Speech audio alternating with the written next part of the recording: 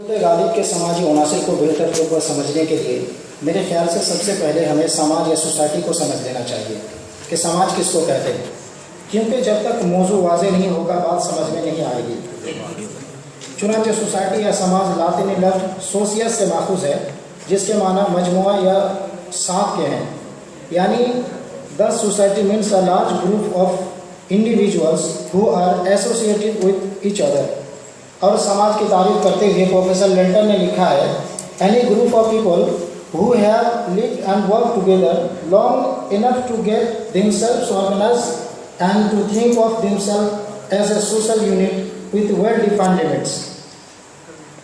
یعنی سماج کہتے ہیں عوام الناس کا جم گھٹا جہاں طرح طرح کے لوگ بود و باش کرتے ہوں، جہاں لوگ ایک دوسرے کے ساتھ منظم طور پر رہتے ہوں۔ وقت اور حالات کے مطابق الگ الگ سماج کی الگ الگ تعریفیں ہوں گی، اس لیے جتنے فلاسفروں نے اپنے خیالات اس بات میں پیش کیے ہیں انہوں نے کچھ نہ کچھ کمی بیشی ضرور کی ہے۔ میں جس سماج سے آیا ہوں، میرے تحت شعور میں جو سماج بسا ہوا ہے اس کی تعریف میں یوں کرتا ہوں، سوسائٹی یا سماج کہتے ہیں ایسے عوام کا مجموعہ جہاں بلا کسی تفریق قوم و ملت کے ہندو، مسلم، سنتھال، کمہار، جھانگڑ، موسہر، دوسا، چمار، بھنگی، لوہار تمام طرح کے لوگ ایک ساتھ مل کر رہتے ہوں اور ایک دوسرے کے دکھ درد میں برابر کے شریک رہتا ہوں۔ چونکہ میں بذات خود اس سوسائٹی کا پروردہ ہوں، اس وجہ سے میرے نزدیک یہ تعریف ہے، ورنہ وقت اور حالات کے حساب سے تعریفیں بدل جاتی ہیں۔ اب آئیے دیکھتے ہیں غالب کے سوسائٹی کو۔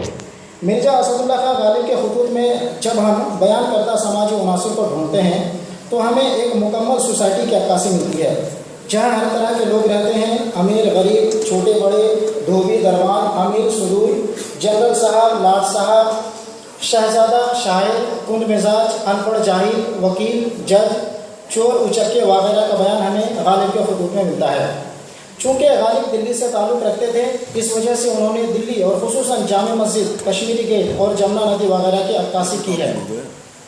غالب اپنے سوسائٹی اور سماج کو بہت پیار کرتے تھے، یہی وجہ ہے کہ جب دلی اجڑ گئی تمام لوگ دلی چھوڑ کر بھاگ گئے۔ ایک غالب ہی تھے جس نے اپنے آنکھ سے سب ڈھہ جانے کو دیکھا، مگر باوجود اس کے دلی چھوڑ کر جانا گوارا نہیں کیے۔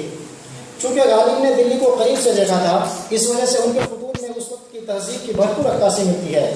مثال کے طور پر ہم کہہ سکتے ہیں رشید احمد صدیقی کا تعلق علی گڑھ مسلم یونیورسٹی سے تھا، جو ان کے نظر میں ایک ادارہ ہی نہیں بلکہ اخلاق، انسانیت اور شرافت کی علامت تھی۔ وہ اپنے زمانے کو علی گڑھ یونیورسٹی کا عہد ضروری سمجھتے تھے۔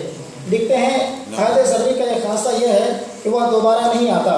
علی گڑھ کا زمانہ وہ زمانہ آج ویسا ہی شاندار وہ محسوس ہوتا ہے جیسا کہ پریکلز، سقراط، سولمن، سوفیلس، کیلس اور دوسرے مشاہیر اکابرین کا تھا، جن کے حیرت انگیز کارناموں کی شہرت آج بھی اتنی ہی مسلم و معتبر ہے جتنی پہلے کبھی تھی۔ چنانچہ جب ہم غالب کے خطوط کا مطالعہ کرتے ہیں تو سماج کے وہ تمام عناصر جس سے ایک مکمل سماج سامنے آتا ہے ہمیں غالب کے خطوط میں دیکھنے کو ملتا ہے۔ انسانیت سے دوستی ایک سماج کا جزء لائق ہے۔ غالب کے بہت سارے خطوط میں اس پر گفتگو ملتی ہے۔ مثال کے طور پر اقتباس دیکھیے، تمہارا رقا پہنچا، جو دم ہے غریبت ہے، اس وقت تک میں اہل و یار و اطفال جیتا ہوں، بعد گھڑی بھر کے کیا ہو کچھ معلوم نہیں۔ قلم ہاتھ میں پر جی بہت لکھنے کو چاہتا ہے مگر کچھ نہیں لکھ سکتا۔ اگر مل بیٹھنا قسمت میں ہے تو کہہ مل لیں گے، ورنہ ان للہ و انا الیہ راجعون۔ غالب کے اس عبارت سے ایک ایسے سماج کی عکاسی ہو رہی ہے جس میں ہمدردی، غمخواری ہوں، جہاں لوگ ایک دوسرے کے دکھ درد میں شریک ہوں۔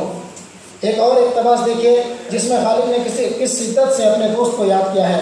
نور چشم، راحت جاں، میر سرفراز حسین، جیتے رہو، تمہارے دستخطی خط نے میرے ساتھ وہ کیا جو بوئے برہن نے یعقوب کے ساتھ کیا۔ میاں یہ ہم تم بوڑھے یا جوان ہیں، توانا ہے یا ناتوانا ہے، بڑے پیش قیمت یعنی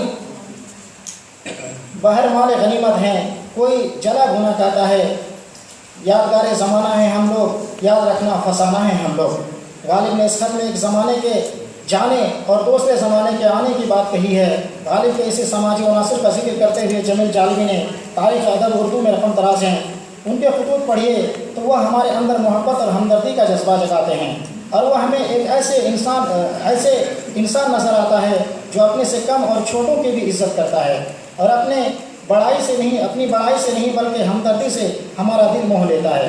غالب کے خطوط میں سامان کے دوسرے عناصر بھی بدرجہ عدم موجود ہیں، جیسے سماج میں درپیش روزانہ کے مشاغل، لوگوں سے ملنے جلنے، ہنسی ٹھٹا کے طور طریقے وغیرہ کے بارے میں بھی مکمل معلومات مل جاتی ہیں۔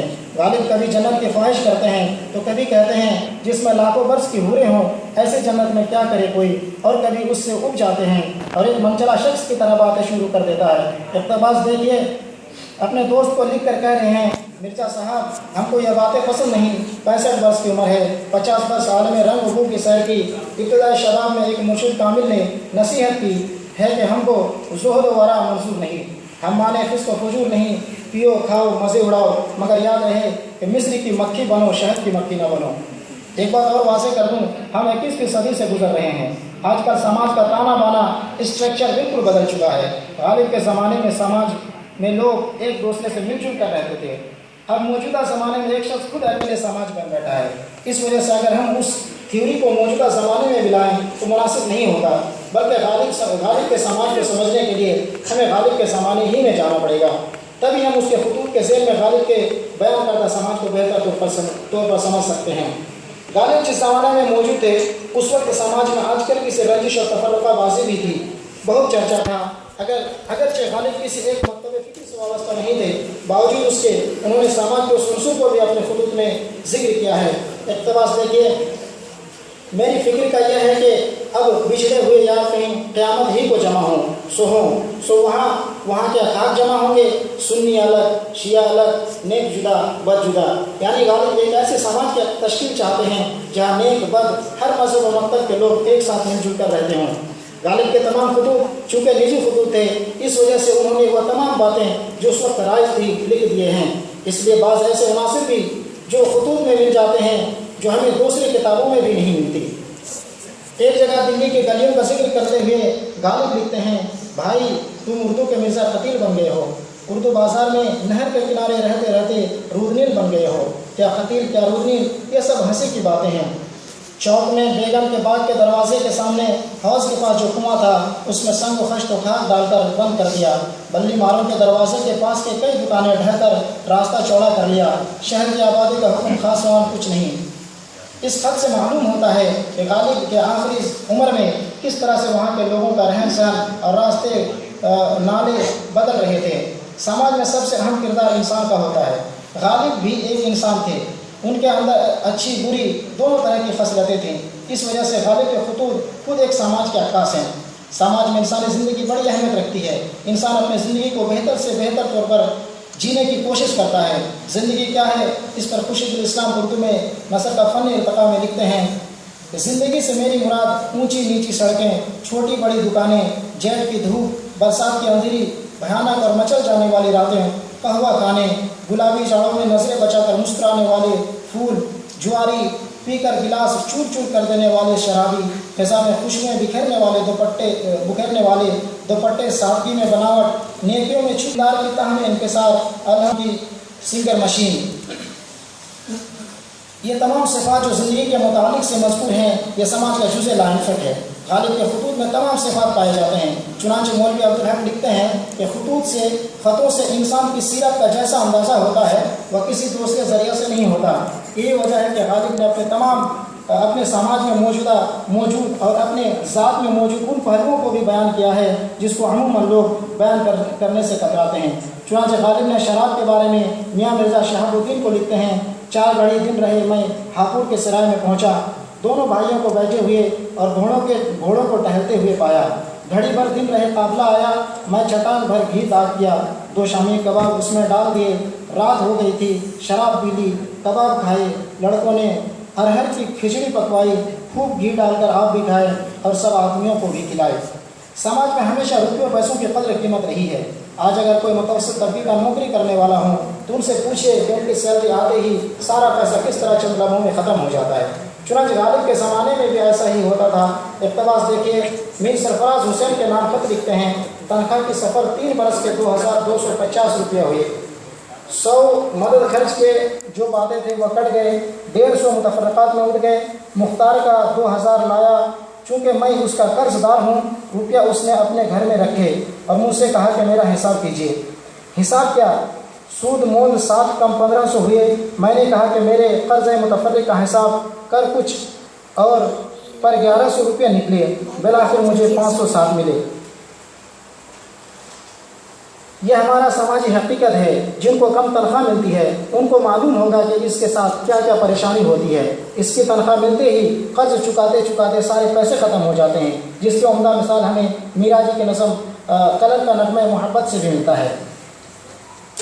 اس کے علاوہ بھی غالب کے خطوط میں سماج کے اور دوسرے عناصر، چاہے وہ کورٹ کچہری و حوالات کے معاملات ہوں، چاہے سیر و تفریح کے معاملات ہوں، تمام عناصر ہمیں خطوط غالب کے پڑھنے سے ملتا ہے۔ یعنی ہم کہہ سکتے ہیں ایک سماج میں موجودہ دور میں جس طرح سے اخبار کی ضرورت پڑتی ہے، جس سے ہم دنیا بھر کی تمام خبروں کی معلومات کا احاطہ کرتے ہیں، غالب کے خطوط کو پڑھنے کے بعد بھی ایسا معلوم ہوتا ہے کہ غالب کو پورے ہندوستان کا علم تھا۔ انگریز افسروں سے لے کر نوابوں اور دوسرے عملوں کا بھی علم رکھتے تھے، یعنی سماج میں ہو رہے ہلچل کو غالب نوقے قلم کر لیتے تھے۔ کلکتہ، لکھنؤ، رامپور، دلی، ہاپوڑ، پانی پت، شملہ، قرب و جوار کا ذکر غالب کے خطوط میں موجود ہونا اس بات پر دال ہے کہ غالب ایک مکمل سماج چاہتے تھے جس میں تمام لوگ مل جل کر رہیں۔ مذکورہ بالا اقتباس اور اقوال سے یہ بات واضح ہو جاتی ہے کہ حالی نے جو غالب کو حوان ظریف کہا تھا وہ بالکل موزوں اور موافق تھا۔ السلام۔